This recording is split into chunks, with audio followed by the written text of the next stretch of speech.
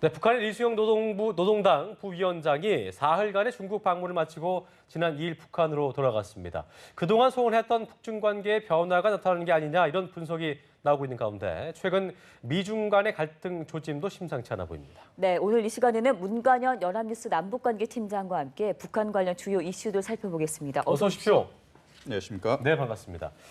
북한의 잇단 도발 그리고 국제사회 대북 압박이 진행 중인데요. 이런 가운데 아주 중요한 만남이 이루어진 것 같습니다. 시진핑 주석과 리수영 부위원장이 전격 만남을 가진 건데 시 주석이 북한의 고위급 인사와 만난 게 이제 3년 만이잖아요. 이 부분부터 좀 짚어주시죠. 네.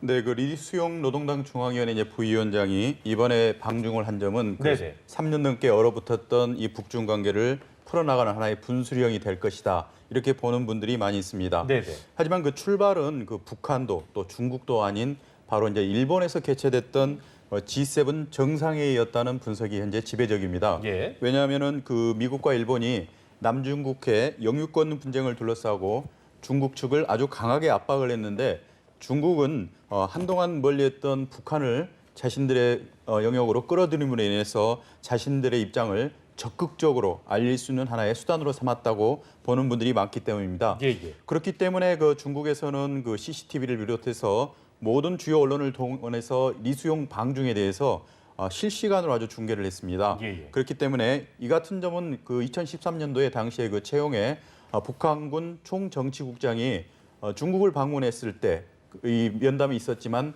평양으로 돌아간 이후에 아주 짧게 보도했던 것과 굉장히 이 보도 다른 면이네요. 예. 양과 질에서도 굉장히 큰 차이를 느낄 수 있는 부분입니다. 네네. 그래서 이제 중요한 것은 이번에 리수용을 통해서 이제 북한이 특히 이제 김정은 노동당 위원장이 시진핑 국가주석에게 구두 친서를 전달했다는 점을 관심 있게 지켜봐야 되는데 시진핑 국가주석 역시도 이에 대해서 화답을 했기 때문에 일단 간접적이나마 북한과 중국 간의 최고 지도자 간에 어느 정도 접촉이 이루어졌다는 점에 대해서는 상당히 의미가 있다 이렇게 보고 있습니다. 예. 그렇기 때문에 이제 리수용이 평양으로 돌아가는 그 보따리는 현재는 이제 채워지지 않았지만 예, 예. 앞으로 그 채울 수 있는 여지를 만들어 갔다는데 이번 그 방중의 의미는 있다 이렇게 보겠습니다. 그렇군요. 그 시진핑 주석 지금 조금 전에 화면에도 나왔지만 표정에 대한 얘기가 나와요. 3년 예. 전에 최룡해와 만났을 때보다 좀 더 밝아졌다라는 평가인데 몇 가지 좀 차이점이 있습니까? 네, 맞습니다. 그 북한이 핵과 그 미사일 도발을 한 이후에 김정은 노동당 위원장의 친서를 들고 중국을 방문한 것은 뭐 최용해하고 리수용 다 공통점이 있습니다. 네. 하지만 몇 가지 이제 차이점이 있는데요. 개인적으로는 가장 중요한 포인트는 그 복장을 들 수가 있는데 2013년도 당시에 그 최용해 총정치국장 같은 경우에는 중국을 들어갈 때는 그 인민군 군복 차림으로 들어갔습니다. 그런데 시진핑 국가주석을 만나기에 앞서서 군복을 벗고 그리고 까만색 인민복 차림으로 네. 결국 시진핑 국가주석을 면담할 수가 있었었는데요. 네. 굉장히 중국 측의 어떤 고압적인 자세가 당시에 읽히는 대목이었습니다. 이번 같은 경우에는 그 중국 측의 또 반응이 또 관심을 끄는데 당시에 그 시진핑 국가주석 같으면은 그 최용해 총정치국장한테 비핵화 목표를 견지하라 이런 부분을 굉장히 강조를 했었습니다. 예, 예. 하지만 이번 같은 경우에는 그 리수용 그 부위원장이 핵과 경제건설의 그 병진 노선을 추진하겠다고 분명히 말을 했는데도 불구하고 이에 대해서 답변을 내놓지 않았습니다. 그렇기 때문에 중국이 이런 북한의 그 병진 노선에 대해서 암묵적으로 인정하는 것이 아니냐 이런 논란까지 막 일고 있었는데요. 네. 예, 예. 시진핑 주석 같은 경우에는 이번에 리수용 부위원장을 만날 때 그 회담에서 시종일관 굉장히 그 미소를 머금은 장면이 나왔고 중국의 언론들도 이번에 리수용 그 부위원장과의 만남이 매우 친선적인 분위기 속에서 이루어졌다 이렇게 긍정적인 평가를 많이 내놔서 관심을 끌고 있습니다. 네. 특히 이제 북한 같은 경우에는 이번에 리수용 부위원장이 중국을 방문하던 그 날 바로 이제 무수단 미사일을 발사를 했고요. 물론 실패를 했습니다. 그리고 이튿날에는 시진핑 주석을 만나는 날에도 지금 현재 중국과 미국 간에 또는 이제 전 세계적으로 가장 논란이 될 수 있는 잠수함 발사 탄도미사일 SLBM 영상을 또 공개를 하면서 굉장히 도발적인 자세를 보였는데도 불구하고 중국에서는 우호적으로 이에 대했다는 것이 큰 의미가 있다 이렇게 볼 수가 있겠습니다. 네. 방금 전에 이제 그 문 기자가 얘기하셨지만 시진핑 그 주석이 리수용 부위원장의 병진 노선이 변함이 없다는 거에 대해서 아무런 대꾸를 하지 않았다. 그러니까 이제 국제사회의 그 북한에 대한 제재가 이루어지고 있는 상황에서 이런 말이 나왔음에도 불구하고 이런 말을 하지 않았다는 건 암묵적으로 용인하는 게 아니냐 이런 예상이 나온다고 얘기했는데 이 부분에 대한 이유를 제가 좀 더 구체적으로 들어봐야 될 것 같은데요. 이런 부분이 어떤 미국과의 어떤 그 분열의 조짐을 보이는 게 아니냐 관계에 있어서 그런 걸 보여주는 전조가 아니냐 이런 얘기 나오던데요. 어떻게 좀 해석해 볼 수 있을까요? 네, 물론 그 이번에 리수용 부위원장 같은 경우에는 그 베이징을 방문해서 조호대에서 머물고 네. 조호대를 빠져나와서 인민대회당 가서 시진핑 국가주석을 만나고 다시 조호대에서 평양으로 출발을 했습니다. 네. 통상적으로 북한에서 고위급 인사가 중국을 방문할 경우에는 이처럼 그 고위급 인사를 방문한 이후에 다른 경제 행보라든가 다른 고위급 인사들을 만남으로 해서 북중 간의 관계 강화를 하는 부분이 나오는데 네네. 이번 같은 경우에는 오로지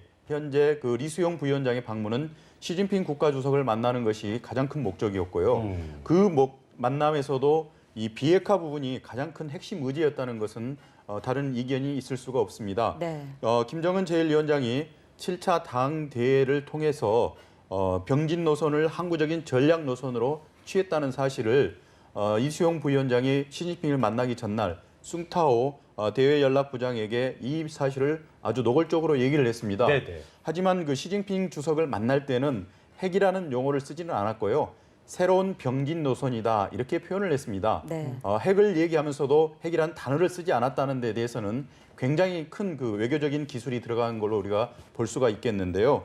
이에 대해서 시진핑 국가주석 같은 경우에도 중국이 현재 한반도 3원칙을 내세우고 있습니다. 한반도에서는 평화 안정이 이루어져야 되고 또 모든 문제는 대화 협상을 통해서 이루어져야 되고 가장 중요한 것은 한반도의 비핵화를 중국은 공식적으로 한반도 3원칙으로 내세우고 있는데 이에 대해서 시진핑 국가주석이 이에 대해서 이러한 그 한반도 원칙에 대해서는 중국 측의 입장은 분명하다 하면서도 이런 비핵화라는 단어를 또 쓰지를 않았습니다. 그럼 왜 그럴까요? 그게 그러니까 궁금하네요. 가장 민감한 내용이 바로 핵이라는 문제에 대해서 리수용 부위원장은 언급을 하지 않으면서도 결국은 이에 대한 의미 전달은 했었고요.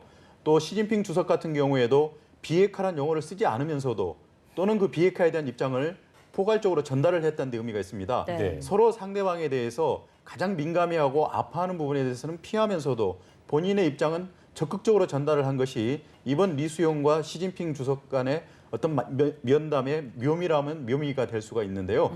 결국 중요한 것은 그 비핵화에 대한 입장을 이처럼 서로가 상대방에게 직접적으로는 언급을 하지 않았지만 간접적으로 분명한 메시지를 전달해놓고 예. 돌아갔기 때문에 앞으로 이제 북한과 중국이 관계 개선을 나가는 데 있어서는 네. 이 비핵화의 매듭을 풀지 않으면은 관계 진전이 쉽지 않을 수 있다 이렇게 보는 분들이 많이 있습니다. 그렇군요. 말씀하신 그 관계 개선, 리수용의 중국 방문으로 과연 이 소원했던 북중 관계가 어떻게 변할지 관심이 모아지는데요. 네. 먼저 이와 관련된 북한의 보도 내용 듣고 오겠습니다. 함께 보시죠.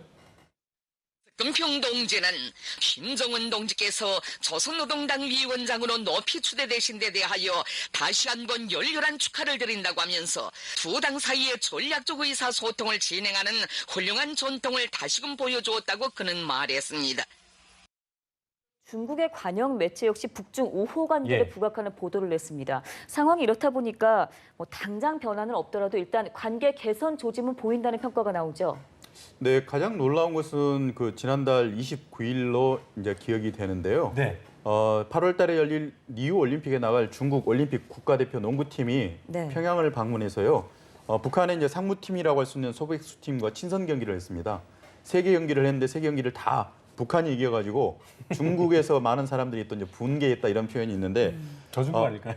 네, 맞습니다. 그 중요한 것은 그 김정은 노동당 위원장이 네. 그동안에 이제 중국과의 관계에 있어서 굉장히 외교적인 그런 행보를 보이면서 공식 행사장의 모습을 드러내지 않았었는데요. 예. 2013년도 7월에 당시에 한국 전쟁에 참전했던 그 중공군들의 유해가 묻혔던 묘지를 참석해서 일시적으로나마 관심을 끈 적이 있는데 그 이후에 전혀 행보를 보이지 않았었습니다. 그런데 이번에 중국을 대표하는 국가대표 농구팀이 왔는데 거기에 본인의 모습을 드러내서 결국은 두 나라 간의 친선 경기를 지켜봄으로 인해서 중국과 북한 간에 이제는 농구 외교가 시작되지 않느냐 이런 그 예측이 나왔었는데 바로 그 다음 날 리수용 노동당 부위원장이 바로 중국을 방문했습니다. 매우 전격적으로 이루어졌는데요.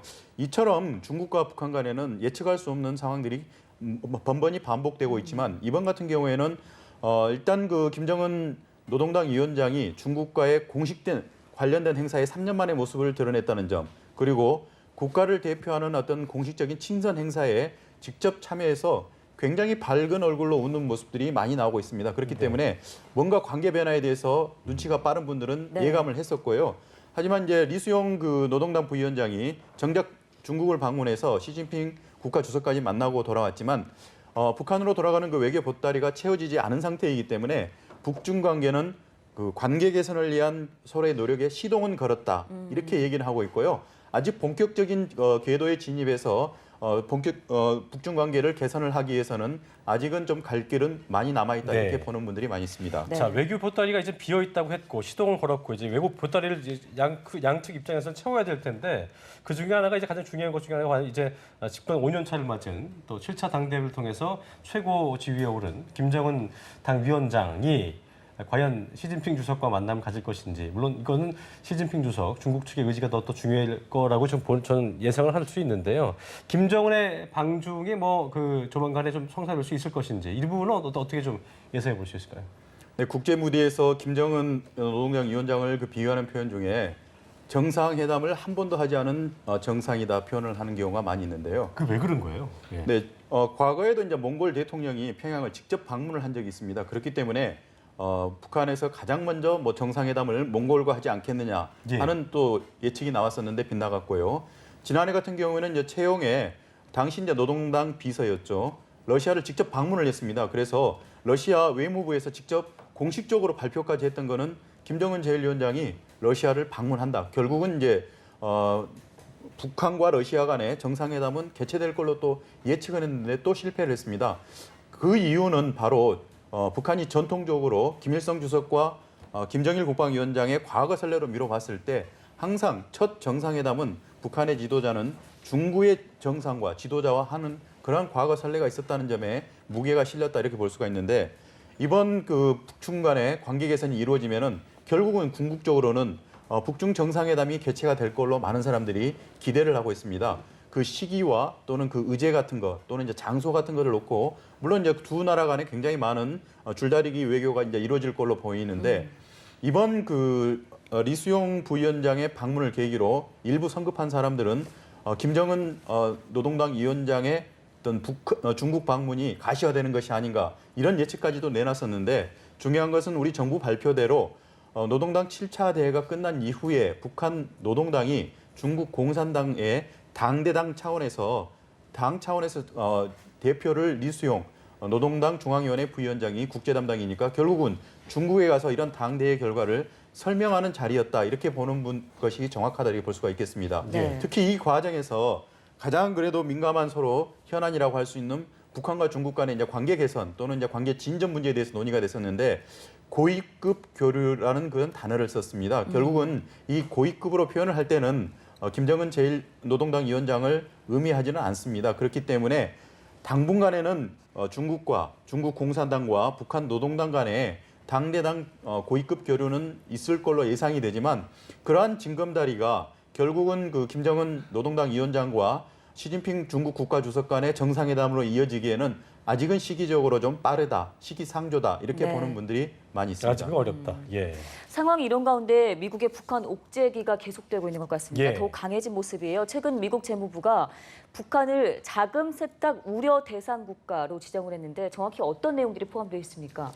네, 그 북한과 미국 간의 그 2005년도에 당시에 이제 방코 델타 아시아 그 금융 제재가 지금 많은 분들이 떠올리는 거는 북한을 가장 아프게 압박했던 것은 결국은 이 다른 것도 아니고 이 금융 제재 부분입니다. 예. 이번에 미국 재무부가 또다시 북한의 주요 자금 세탁 우려 대상국으로 지정을 할 때도 이 방코 델타 아시아 문제를 다시 거론하는 분들이 많은 이유도 바로 이 때문인데요. 일단은 그 북한이 핵과 미사일을 도발을 하는데 국제사회가 이에 대해서 막겠다고 지금 현재 전방위적인 노력을 기울이고 있는데 그 중에서도 가장 중요한 것은 결국은 이제 돈의 문제다. 예. 미사일을 개발하고 핵실험을 하는 데는 결국은 돈이 소요가 되는데 이 돈을 막을 경우에 북한에서는 그러한 무력 도발을 할 수 없다는 것이 미국 측의 판단이고 다시 이제 미국 재무부가 북한에 이러한 자금줄을 압박할 수 있는 카드를 하나 더 내놓은 것이 결국 자금 세탁 우려 대상국에 지정하는 이런 조치다 이렇게 볼 수가 있겠습니다. 그렇기 때문에 이번 조치로 인해서 북한과 거래하는 제3국은 어떤 미국의 금융기관과 거래할 수가 없기 때문에 북한이 가장 아파하는 그 부분 중에 하나가 세컨더리 보이콧인데요. 결국은 이제 북한과 만약에 금융 거래를 할 경우에는 미국과는 거래할 수 없는 그러한 조치를 내리는 이러한 차원의 조치가 또 내려졌다 이렇게 평가를 하고 있습니다. 네. 그렇기 때문에 앞으로는 이제 북한은 결국 국제적으로 금융적으로 또는 이러한 그 고립이 될 거라는 것이 이번 미국 측의 설명이고 이러한 것들이 가시화가 됨으로써 북한이 좀 더 국제사회에 손을 들고 나올 시간은 더 짧아진다 이렇게 보고 있습니다. 대북 제재가 잘 이루어지려면 미국과 중국 간의 관계도 굉장히 중요할 텐데 네. 그렇지만 않아 보이는 게 이제 그 미국 상무부가 중국 기업 화웨이에 대한 조사에 착수를 했고 또 한반도 사드 배치 곧 이루어질 것이다 이렇게 발표를 하면서 중국의 심기가 좀 불편합니다. 어쨌든 이런 미국과 중국 간의 불편한 이 심기, 양권의 관계, 대북 제재 공조에 좀 균열을 가져오지 않겠냐 이런 전문가들의 분석이 많은데요. 끝으로 한 말씀 해주시죠. 어떻게 생각하시죠? 네, 이제 모레 6일부터 이제 베이징에서 미중 전략 경제 대화가 열립니다. 이 대화를 앞두고 현재 미국 측에서 굉장히 센 카드를 연달아 내놓고 있는데 방금 전에 그 재무부가 발표한 주요 자금 세탁 우려국으로 북한을 지정한 데 이어서 미국의 상무부는 이번에는 그 중국에서 가장 큰 전자통신 업체인 화웨이에게 북한을 비롯한 그 제재 대상 국가 그동안에 어떤 거래를 했는지 네. 그 내역을 제출을 하라 이렇게 또 압박을 하고 있습니다. 이에 대해서 이제 중국 언론들이 일제히 미국 상무부가 굉장히 어떤 그 강도 높은 압박을 가해오는 데 대해서 많은 우려를 표시를 하고 있고 결국은 그 북한이 1월 달에 제4 핵실험을 했고요. 이어서 2월 달에 또 이제 장거리 로켓을 발사를 했는데 이에 대해서 국제사회 특히 유엔 안보리를 중심으로 하는 국제사회는 공히 북한을 하나의 제재 대상으로 올렸는데 동의를 했습니다. 그리고 강도 높은 그 대북결의 22705가 실행이 된 데서도 현재 동조를 하고 있습니다. 그래서 예. 곳곳에서 그러한 그 제재 효과가 나온다 이렇게 평가를 하고 있는데 만약에 이제 이처럼 자금 세탁 우려국으로 북한을 지정을 하고요. 또는 이제 중국의 거대 통신사에 대해서 북한과 거래 내역을 갖다 제출하라고 이렇게 압박을 가할 경우에는 이러한 조치를 계기로 결국은 중국이 제재 대열에서 이탈할 가능성이 있지 않냐 이렇게 보는 사람들이 많습니다. 네. 특히 리수용 부위원장이 시진핑 국가주석을 만나서 어떤 부분을 논의했는지는 모르겠지만 예. 이러한 국제사회 제재 조치에 대해서 어떤 피할 수 있는 그러한 방안을 논의했을 가능성이 높다는 점으로 봐서는 향후에 특히 이제 베이징에서 열리는 이런 전략 대화를 중심으로 어떤 결과가 나올지가 이런 제재 효과의 면에서도 우리가 관심 있게 지켜봐야 할 대목입니다. 네, 네. 두 나라의 관계가 좀 중요해 보이지만 어쨌든 대북 제재 공조는 잘 이루어졌으면 하는 바람을 가져보면서 자, 문관현 연합뉴스 남북관계 팀장과 함께 북한 관련 주요 이슈 살펴봤습니다. 고맙습니다. 네, 고맙습니다.